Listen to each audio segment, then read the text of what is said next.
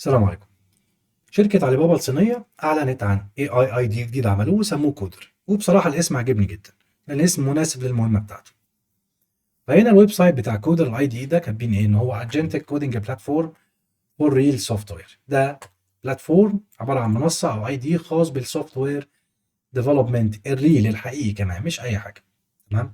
والسلوجان بتاعهم كاتبين إن هو Think Deeper، فكر بشكل أعمق، Build Better، ابني بشكل أحسن.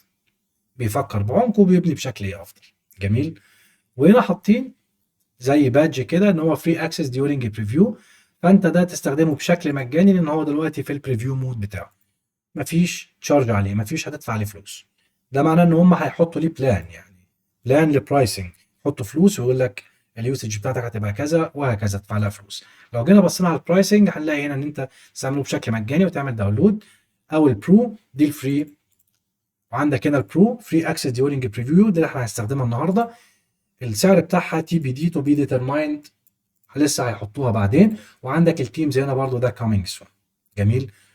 فمعنى كده ان هو هيبقى بفلوس مش مجاني، نقدر نستخدمه دلوقتي في البريفيو، نسخه البريفيو.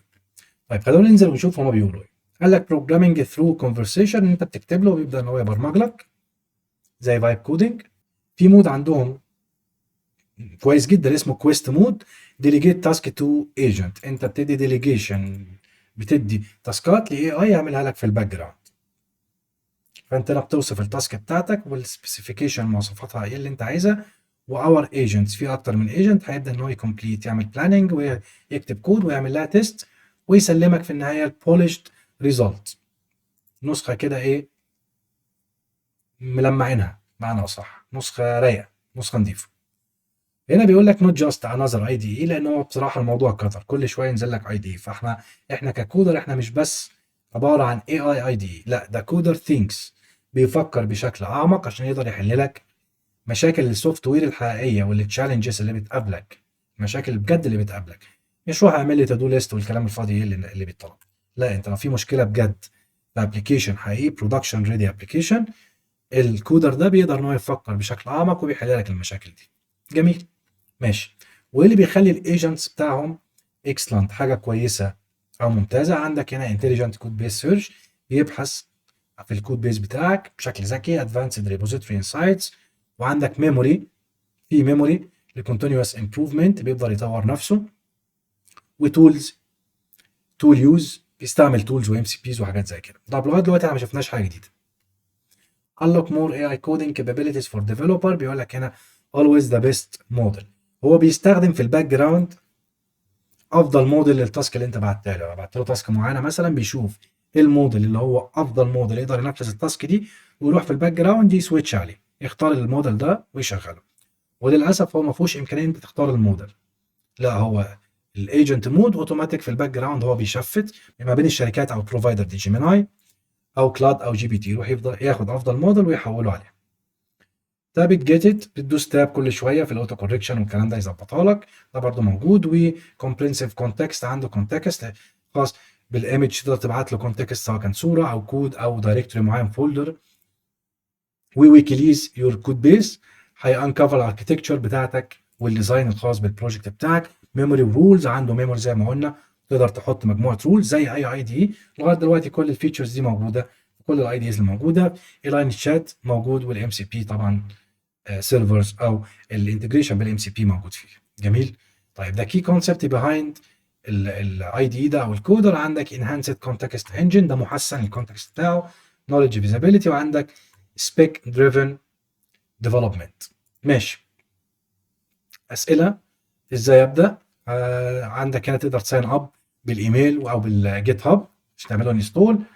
البروجرام لانجوج اللي بيعمل لها سبورت، بيقول لك هنا الجافا سكريبت والتايب سكريبت والبايثون، جو، سي، سي بلس بلس، سي شارب، والجافا. كودر بيفهم اي حاجه انت بتبعتها له.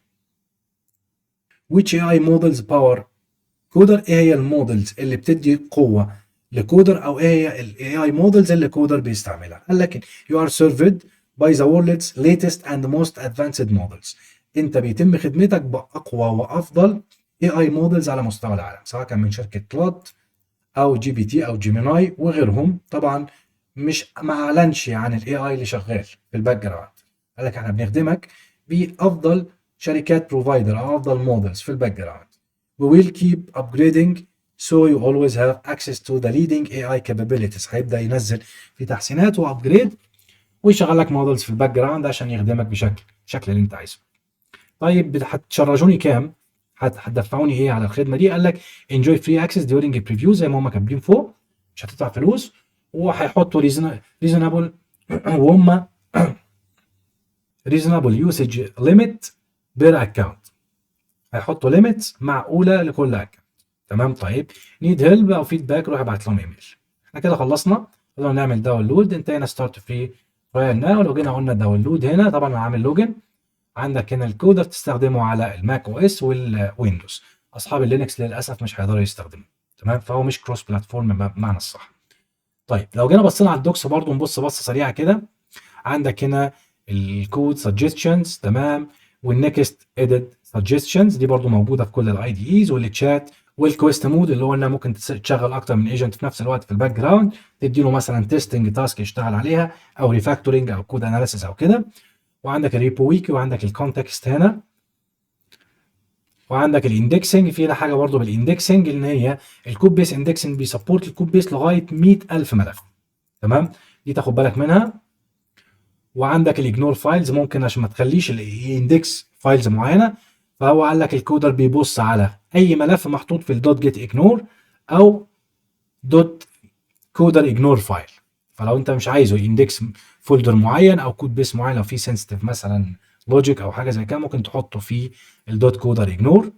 تمام، لو انت عايز تدخله جوه الجيت فيرجن كنترول بس عايزه تطلعه من الاندكسنج، ممكن تحطه في الدوت كودر اجنور. تمام، او ممكن تسبيسيفاي كاستم اجنور فايلز، ان انت بدل ما تحطها جوه الدوت كودر اجنور، لا بتخش على السيتنج وتقول له والله انا عايزك ايه، الفولدر ده او الفايل ده ما تعملوش اندكس.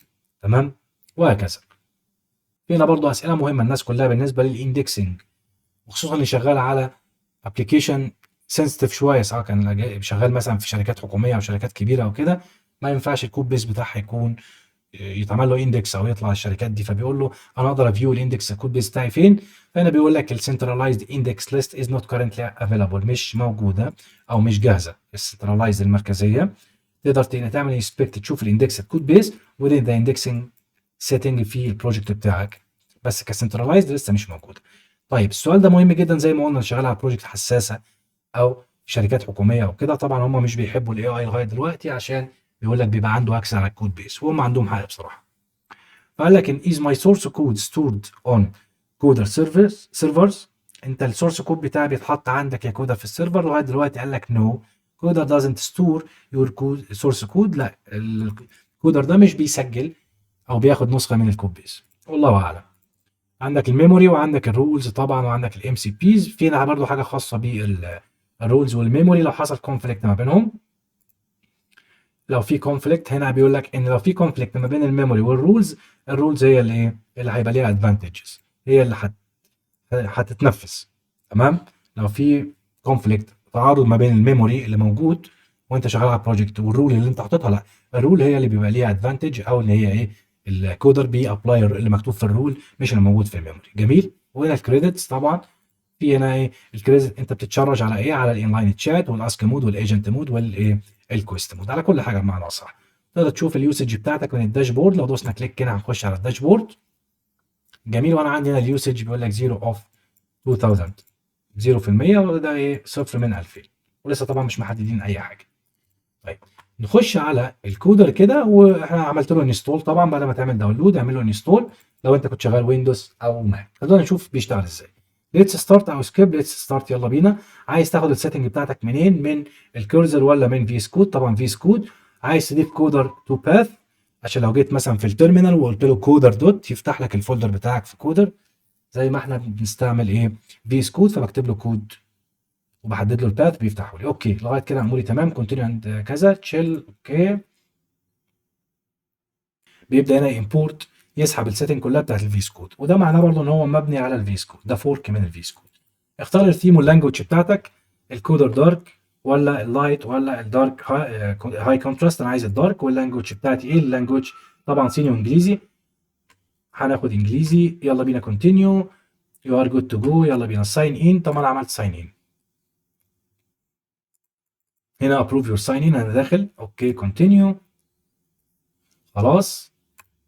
طيب هنا اول ما فتح جايب لي هنا انه ريبوزيتوري ديتكتد. هنسيبنا من الكلام ده. هقول له هنا اوبن بروجكت. انا عندي بروجكت على الديسكتوب. هاجي ديسكتوب كودر اكزامبل، افتح الفولدر ده، وده طبعا فيه النت للجيت ريبو. دو يو تراست. اوكي الا، وهنا ايه اي تراست. حلو. هنا من شكله هو طبعا ده بما انه فوركد من الفي اس كود نفس الشكل بالظبط، ما تعبوش فيه، ما عملوش اي حاجه جديده. عندي هنا الفايل اكسبلورر، وعندي هنا الجزء اللي في النص، وعندي هنا الاي اي تشات. وقال لك هنا اوبن تشات بانل بالكوماند لو انت على الماك. لو الويندوز كنترول طبعا كنترول ال او كوماند ال. اوبن الكويست مود كنترول اي، والانلاين تشات كوماند اي. وعندك هنا فايند ان فايلز، وعندك هنا شو اول كوماند. وهنا في الاي اي تشات في ايه؟ اقدر اضيف كونتكست زي ما هم قالوا. عندك فايل معين اعمل له منشن، او فولدر، او ايمج معينه، او كود تشينج، او جيت كومنت مثلا اقول له خد الجيت كومنت دي، او رول معينه. والمودز عنده تو مود، عنده اسك وايجنت بس. وللاسف في الايجنت زي ما احنا قلنا ما تقدرش تختار الايجنت، هو في الباك جراوند بيبدا يشفت ما بين البروفايدر سواء كان كلود او تشات جي بي تي او جيمينا. جميل. طيب فانا عندي هنا عندي الاسك وعندي الايجنت، هخليه ايجنت. جميل. وعندي هنا الفايل اكسبلورر او السيرش، نفس فكره الفي اس كود بالظبط، والكورزر وكل الاي دي ايز اللي هي فوركد من الفي اس كود. جميل. وعندك هنا السورس كنترول، وعندك هنا الكويست مود لو مش عايز تفتحه بالشورت كات تديله تاسك معينه. وعندك هنا الريبو ويكي اللي هو الويكي ليز اللي قالوا عنها. وعندك هنا ران الديباج، نفس فكره الايه الفي اس كود. جميل. حاجه هنا هناخد ده كده كوبي، وهقول له هنا ايه، يلا بينا create a bilingual English and Arabic React app for software company provide these services. اعمل لي ابلكيشن رياكت يكون بايلينجوال عربي وانجليزي لشركه سوفت وير. الشركه دي خدمات بتاعتها ايه؟ ويب وموبايل وديسك توب ابلكيشن. بتعمل موبايل ابلكيشن وويب وديسك توب، وعندها كلاود سولوشنز، وعندها كونسلتيشن خاصه بالديفلوبمنت، وعندها اي او تي انترنت اوف ثينجز. هتستخدم رياكت للكلاينت سايد with multiple routes. جميل. and retrieval pages data واللوكاليزيشن اللي هي الترانسليشن عربي وانجليزي من موك اي بي اي انت اللي هتعملها كمان. جميل. ده فين؟ ده في الايجنت. ده في الايجنت. يلا بينا. هقول له روح. انا طبعا هنا ما عنديش اختيار لاي موديل. هقول له روح ونشوف هيعمل ايه، ونجرب سرعته برضه. I will help to generate. خلونا نكبر شويه كده اوكي عشان نشوف. فهنا قال لك I will help to create a bilingual. انا هساعدك عشان تعمل اللي انت طلبته. هنا التو دوز والليست دايركتوريز. في هنا جيت دي جيت ريبو. هنا التو دو اد تو دوز. جنريتنج هنا. جميل. دي التو دو اللي هيمشي عليها. هينيشاليز الرياكت اب يوزنج الفي دي سيت اب البروجكت. جميل جدا. عمل هنا تو دو ليست بيمشي عليها.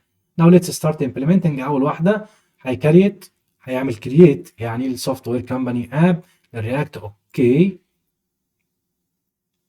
وهنا باين يعني هنا عمل ليست للتو دو برضو. تحت هنا حاطط ان ايه التو دوز. اول حاجه 1 من 12 يعني اول ستيب اهي شغال عليها من 12 ستيب. هنا طبعا ضرب معايا unable to get terminal output you can try the following troubleshooting. هنا ما قدرش يعمل او يران الكوماند ده، فحاول ان هو ايه راجع مره ثانيه وقال لك ان انا هكرييت، وهيبعت له فلاج يس عشان ما يطلبش مني هنا ايه الواي، مع انه طلب مني الواي وانا حطيتها. بس خلونا نفضل ورا. هقول له هنا ران. هنا ايه لاحظ ان الفولدر ده موجود عنده، فهو بيقول لك ان الفولدر ده مش فاضي. عايز نعمل لي اكنسل اوبريشن ولا ريموف اكزيستنج فايلز ولا اجنور فايلز عند كونتينيو؟ ريموف اكزيستنج فايل عند كونتينيو. بيرجع برضو، ملاحظين ان في كل ستيب بيرجع يريسكان البروجكت عندي ويشوف ايه اللي موجود فيه. طيب هنا لقى ان في فولدر خلاص اتعمل له كرييت اسمه سوفت وير كمباني اب. هيخش عليه ويعمل انستول. يلا بينا نروح. هنا بعد ما عمل انستول لقى ان في بعض الباكجز ناقصه محتاج يعملها انستول زي الاكسيوس اي 18 ان نكست والرياكت راوتر. اوكي اعملها انستول. في حاجه من الحاجات اللي ملاحظها برضو في الاي اي ديز اللي هو مش بيقدر يعرف هو موجود في اي فولدر دلوقتي، ففي كل مره بيجي يرن اي كوماند بيعمل سي دي مره ثانيه، فتلاقي عندك مفتوح اكتر من شيل هنا في السايد بار اللي في الجنب دي. فهو بذكائه المفروض يكون عارف. يعني دي حاجه لاحظتها ومن الحاجات اللي ايه مضايقاني شويه. انت جوه الفولدر كل شويه تقدر تعمل لي سي دي اهو، ران يروح يفتح لي تيرمينال ثانيه ويعمل سي دي مره ثانيه ويروح يكسكيوت الكوماند بتاعه. حاجه كمان ان انت هنا برضو دي لاحظتها هنا في الكودر، انت عارف الابلكيشن بتاعك والسبيكس، فبدا ان هو ينقطني بقى، هينزل لي باكج، احنا كده مش هنخلص. بس خلينا نشوف برضو اخرتها ايه. هو كل ده لسه في اول ستيب. دخل الستيب الثانيه، خلص اول ستيب هنا اللي هو عمل انيشاليز. الحاجه الثانيه سيت اب بروجكت ستراكشر اند فولدرز. ماشي. هيليست الدايركتوريز، لقى نفسه موجود جوه الفولدر ده، ودي الملفات اللي موجوده. جميل. هيخش مره ثانيه برضو جوه. ماشي، ادخل. الستيب الثالثه هنا، خلص اول تو ستيب. create mock API with express JS للبيجز والداتا واللوكاليزيشن اللي اخترناه العربي والانجليزي. generating هنا. وخلونا نفتح الفولدر ده نشوف الراجل ده بيعمل ايه. بقى عندي هنا public وعندي هنا السيرفر، كل ده جوه رياكت ابلكيشن. موضوع بيدخل كل شويه سي دي، ده الموضوع ينرفز يعني. خلاص انت اي دي وسمارت، المفروض انت تبقى فاهم وعندك كونتكست كامله، تبقى عارف انت موجود دلوقتي او التيرمينال مفتوحه على اي دايركتوري، وخلاص. لو انت بره ممكن تعمل سي دي، لو انت جوه تكسكيوت الكوماند على طول، مش لازم كل مره نفس القصه تفتح نيو تيرمينال.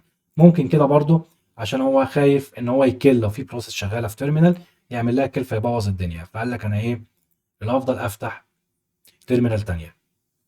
طيب هنا جاب لي التشينجز، نفس كل الاي ديز الموجوده. اقول له allow هنا اوكي، وماشي زي ما احنا. اكسبت، ماشي، ما عنديش اي مشكله. هنا جاب الكود تشينجز برضو نفس الفكره بالظبط. دخل هنا على الستيب الرابع، هيبدا يعمل امبلمنتيشن او كونفيجريشن للترانسليشن على الابلكيشن، يشغل الاي 18 هنا عشان يبقى سبورت عربي وانجليزي. الستيب الخامسه هيعمل الراوتس الخاصه بالبروجكت. احنا عندنا كام 12 ستيب. هنا عمل ابديت للتو دوز، نط من الخطوه الخامسه للخطوه ال11 مره واحده.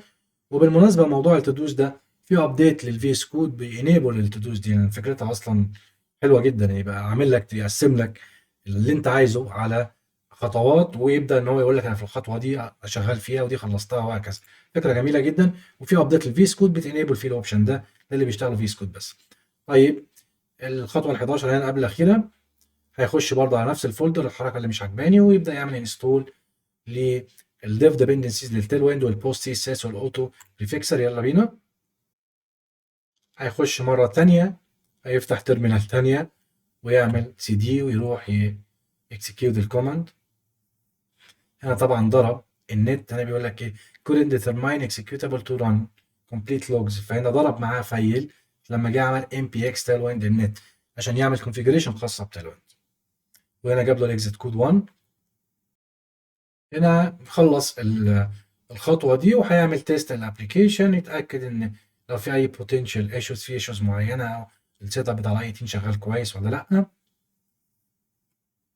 وهنا في اخر مرحلة تيست البوث رياكت اب والموك اي بي اي. خلص كل حاجة، ودي اخر ستيب.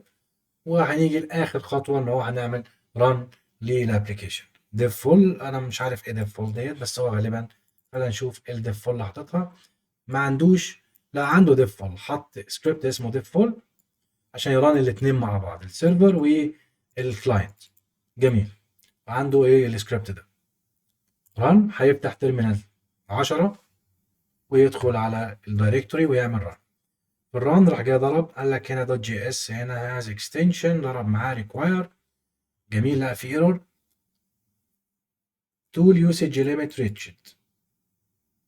اوكي. كليك تو ريزوم، هقول له كونتينيو. هنا عامل فيكس للاس موديول،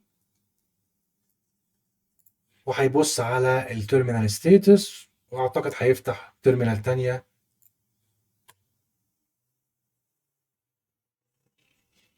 هنا هيران السيرفر لوحده، وبعد كده يران الكلاينت لوحده.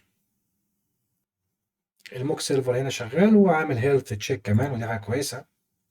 هيلث تشيك نايس. فانا بقى عندي هنا في سيرفر شغال، ده الباك اند المفروض الاي بي اي موك، وعندي سيرفر تاني هيلث تشيك. راح عمل له كيرل وشاف راجع ان الاستاتس بتاعتها اوكي. هيبدا يعمل كيرل لللوكاليزيشن، يشوف بترجع ولا لا. اوكي جميل. دي من الاي بي اي بتاعت اللوكاليزيشن. وهنا هيبدا يران الديفلوبمنت سيرفر اللي هو خاص بالكلاينت. جميل. يلا بينا ندخل ونشوف. هنيجي هنا نفتح ده، واول ما دخلنا ضربت في وشنا لكن قال له كلايس يو ار تراينج تو تيل وين كذا دايركتوري. اوكي عندي مشكله. رحت فين؟ تعالى نقول له هنا ايه، عايز يعمل كيرل لللوكال هوست كمان عشان اتاكد الدنيا شغاله تمام مفيش اي ايشوز. هتضرب في وشه، ضربت في وشه، ضربت في وشه، يس. بريفيو براوزر، اوكي، هيفتح الانلاين براوزر. لا ضرب في وشه هنا. جود بروبلمز زيرو، مفيش، مش لاقي اي بروبلمز. امال لما قابلنا ده ايه؟ لا في مشكله، انت مش حاسس بحاجه. طب هو هنا خلص وعمل كيرل للهوم بيج وفتحها في الميني براوزر، واحنا ضربه في وشنا وهو ما شافش، يعني مش عارف شيخ حسني ده ولا ايه اللي شغال. هو قال لك هنا جود بروبلم زيرو. فهاجي هنا افتح البراوزر عندي واخد ده كده كوبي، وهرجع هنا تاني اقول له ايه، فيكس ده. هو المشكله ما خدش باله ان في مشكله، دي مشكله كبيره. انا ما اعرفش بيستعمل اي موديل في الباك جراوند، بس اعتقد لو جي بي تي كان اخد باله، لو طبعا سونت كان اخد باله من حاجه زي كده. هي الفكره التاسك اللي هو اخدها تاسك صغيره جدا يعني، لو استعملناها على في اس كود او كورزر اعتقد هيعدوها، يعملوها باس بسهوله يعني. ده رياكت، هم اتدربوا على رياكت كويس واتدربوا على تيل ويند بشكل كويس جدا كمان. حاجه زي كده المفروض ان هو يعديها، او ده يعتبر ابسط مثال ممكن يديه لاي اي دي. افتح لنا فولدر رقم 100. اوكي خلينا نقفل الميني براوزر، خلينا نروح نفتح ده ونشوف. ضرب تاني برضه بوست سي اس اس كامباني كذا، ضارب، هيدخل مره تانيه. طيب خلونا نكنسل ده، اوكي، ونوقف ده كده، ونروح للكويست مود نشوف هيقدر يعمل لنا ايه. ادي كويست مود، هقول له نيو تاسك هنا، هقول له هنا فيكس. اوكي كان هو ايه، تيل ويند سي اس اس ايشو and make sure that app works as expected. حل لي مشكله التيل ويند وتاكد الابلكيشن شغال كويس. انا مش عايز السبيكس، اكسكيوت دايركتوري على طول. او خلينا نمشي معاك واحده واحده، يلا بينا. انت كده المفروض انت شغال في الباك جراوند، يعني انا ممكن اشيل ده كده واروح هنا اعمل اي حاجه، ابص على اي حاجه من الفايلز وهكذا. بس خلونا في الكويست مود نشوف بيعمل ايه. ديزاين، وانا عندي طبعا هنا لازم تكون كونكتد على جيت ريبو عشان يشتغل معاك بشكل كويس. جميل. فهنا اخد مني البرومبت، راح قال نفس القصه، هيروح للشيخ حسني اللي كان هناك عشان ايه يشغل الدنيا. اوكي، هيقرا الباكج جيسون وهيقرا اللاي اوت. ده هنا في الديزاين لسه بيعمل لي documentation readme file هنا tailwind css fix and application optimization design overview. عمل overview current issue state، اوكي، وperformance issue architecture، وده بدأ يكتب حاجات كتيرة جدا، جرافت بي، tailwind css auto prefixer react. دي التولز اللي احنا مستخدمينها، والستاك component architecture، ادي السي اس اس. اوكي اكسبت كل ده، الاكشن شورت عشان نشوفها. next، ده next فايل مش عايزينه. start now، راح للاكشن فلو. ده كده الديزاين المفروض. وطبعا لو عايز اعدل ممكن اعدل على حاجه من هنا اللي هو كاتبها. واحنا في الستيب الثانيه اللي هي الاكشن فلو.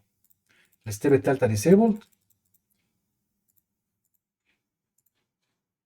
خلينا نرجع تاني للكويست دي كده راننج هنا. ممكن احط اكتر من ايه، من تاسك يشتغلوا مع بعض زي ما قلنا.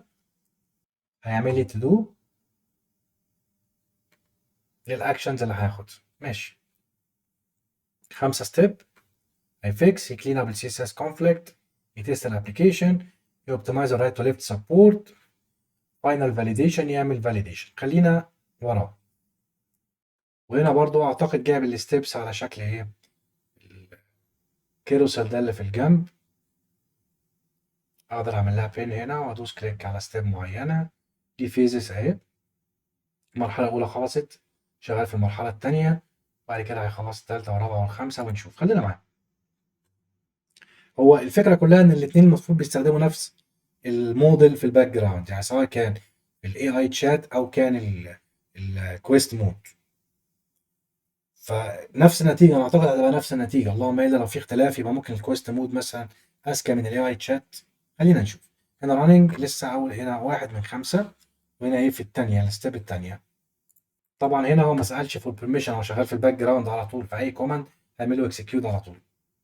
طيب على ما هو يخلص اللي هو بيعمله ده، انا عايز اجربه مع الفي اس كود. انا طلبت معايا دلوقتي اجرب ده او اقارن ده مع الفي اس كود، اشوف في اس كود هياخد وقت قد ايه عشان يعمل نفس الابلكيشن. وهل هيقابله نفس الايرورز دي ولا لا. هنا اعمل فولدر على الديسك توب اسمه فيس كود، هقول له هنا كود دوت، وناخد ندي نفس البرومبت بالظبط. على ما يفتح انا هديله نفس البرومبت بالظبط. كوبي ده كده. المفروض ان هو خلص ولا عمل ايه؟ يعني ارجع كده هنا، ده لسه ايه شغال صح؟ طيب انت ربنا معاك يعني، نكمل بقى انت ونيجي الفيس كود هنا، هديله نفس البرومبت وجي بي تي 4.1 ماشي. اوكي 4.1 يلا بينا. شايفه اسرع؟ طبعا اسرع بكتير. هنا مستعملين جي بي تي 4.1. اشوف ده وصل لفين لسه. طب يلا رن.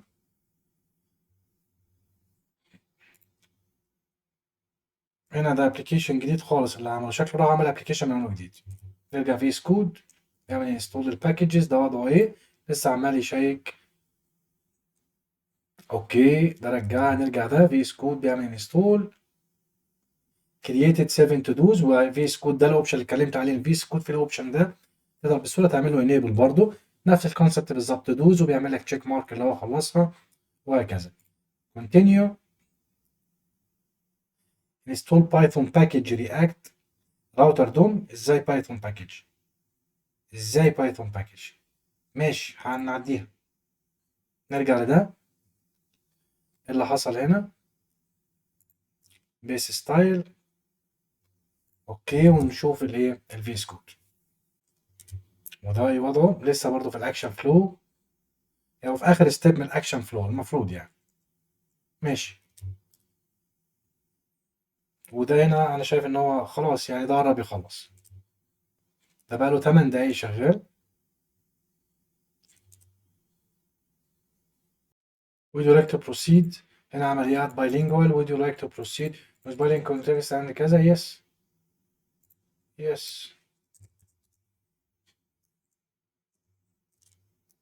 ده هنا وصل لفين؟ اوكي رن. نرجع تاني ونيجي ده لسه ايه شغال ولا خلص؟ لسه شغال برضه.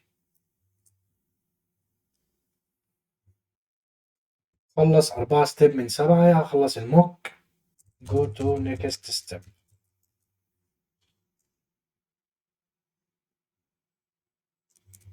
ده ايه وضعه؟ لسه ايه شغال في. ده بيحذف حاجات. بيحذف الديست فولدر. ماشي. نرجع هنا. ده هنا الخطوة اللي قبل الأخيرة. ده ايه وضعه؟ المفروض ان هو خلص آخر ستيب خلاص كده. تكنيكال فيكسز. اوكي يا مسهل. نرجع هنا ده شغال. وانت هنا ايه وضعك؟ تاسك ريبورت. جميل. ادينا التاسك ريبورت. ده هنا لسه شغال. وهنا ايه 5/5 بيدي السمري. ادي السمري الحاجات اللي هو خلصها. ماشي اكسبت. ماشي يلا بينا اكسبت. اوكي ده هنا خلص واعطانا ايه السمري. تعال نبص على اللوكال هوست ونشوف وضعه ايه. ادي اللوكال هوست. اوكي الكويست مود قدر ان هو يعمل حل للمشكله ويشغل السيرفر. ادي الويب سايت اللي عملوه. ده رياكت از كلاينت سايد. خلينا نتاكد الداتا جايبها منين. دي شركه سوفت وير. ادي النتورك هنا. هقول له هات لي فيتش. خليه يقول وخلينا نشوف ده هيعمل ايه. هنا اكسيوس هات لي الفيتش. الاي ان ادي الداتا. اوكي والهوم اي ان نكلمه اكتر من مره مش مشكله.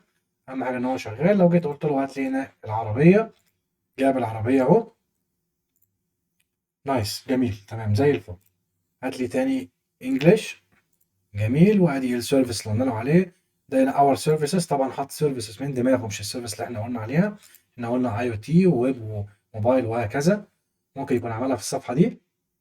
خلونا نشوف. ادي صفحه السيرفيسز. ويب ديفلوبمنت. وادي موبايل ديفلوبمنت. فيتشرز ديسكتوب ابلكيشن كلاود سولوشن تكنيكال كونسلتيشن واي او تي. خلينا نشوف العربي بتاعها ايه وضعه. استشارات التقنيه. حلول انترنت الاشياء. كي فيتشر ما ترجمهاش بس اوكي يعني الى حد ما جميل. زي الفل زي الفل. وعندنا هنا عن الشركه. حط عن الشركه عن تك سولوشن. اوكي واتصل بينا عمل ايه فورم في فاليديشن ولا لا يرسل. ده براوزر فاليديشن وبريد الكتروني وايه شارع التقنيه مدينه الابتكار.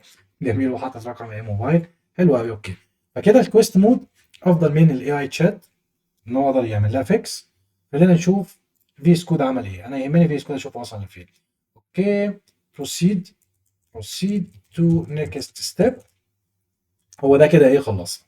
طيب نرجع تاني الكودر ونشوف انا عندي هنا ايه في الاوبشنز. لو جيت هنا وقلت له هنا كودر سيتنج، تمام، عندي هنا الكومبليشن دي البلان بتاعتي الفري، وعندي هنا الكومبليشن، وعندي هنا الكويست الام سي بي سيرفر لو عايز اضيف سيرفر، والميموري. تمام، ادي الميموري ليست، دي الحاجات اللي هو استخدمها حطها في الميموري عنده. ممكن ادلت حاجه معينه، والاندكسنج زي ما قلنا ممكن احط اجنور فايلز معينه. وعندي هنا الرولز، عايز احط رولز، وعندي هنا الادفانسد طبعا لو في بروكسي او في حاجات زي كده. دي الاوبشنز بتاعتي. نرجع للفيس كود. الفيس كود هنا يعتبر ايه، خلص. اوكي، هقول له هنا npm run dev. ده بالنسبه لايه، للي عمله فيس كود، عمله في وقت قياسي اسرع بكتير من الكودر مع الجي بي تي 5. خلينا نفتح ده ونشوف. وما اشتغلش يعني كده. هنا جايب هنا ايه، راوتر از نوت ديفايند. جميل. هنا برضو ايه ضرب. والفيس كود للاسف برضو ايه، خلصه بسرعه بس ضرب. هقول له هنا فيكس راوتر نوت ديفايند ايشو. ضرب معايا في الراوتر. ودي من الحاجات العجيبه يعني.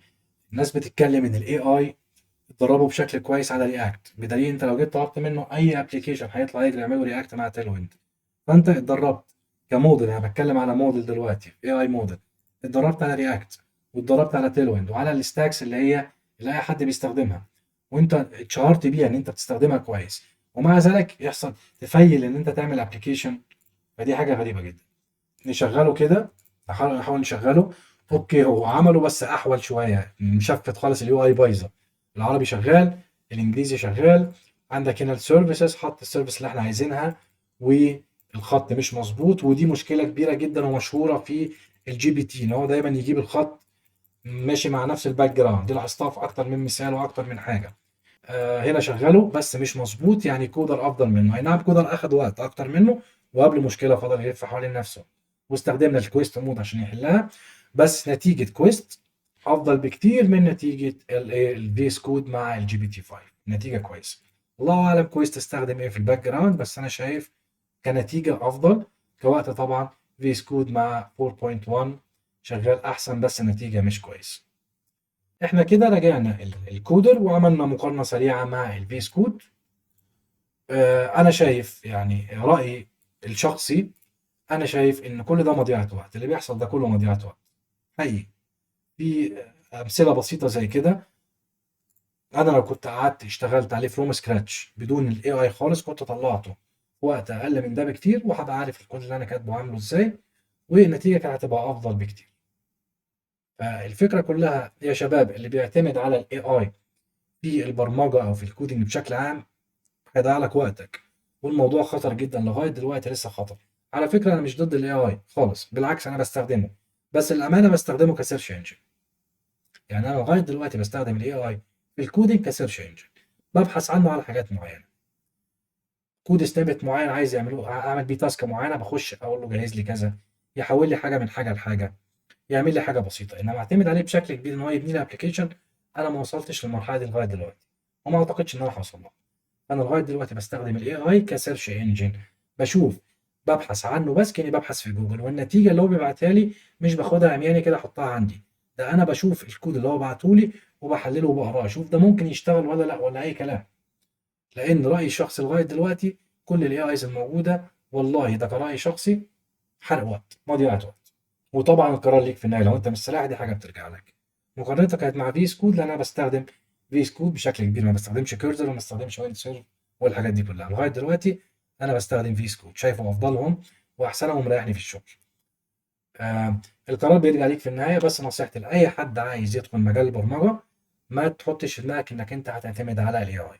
اتعلم برمجه، اتعلم كود الاول كويس، وتاسس كويس، وبعدها ممكن مفيش اي مشكله ان انت تستعين بالاي اي، عادي جدا. بس لازم يكون الاساسيات موجوده عندك. وبكده يبقى وصلنا لنهايه الفيديو، واشوفكم في فيديو تاني ان شاء الله. السلام عليكم.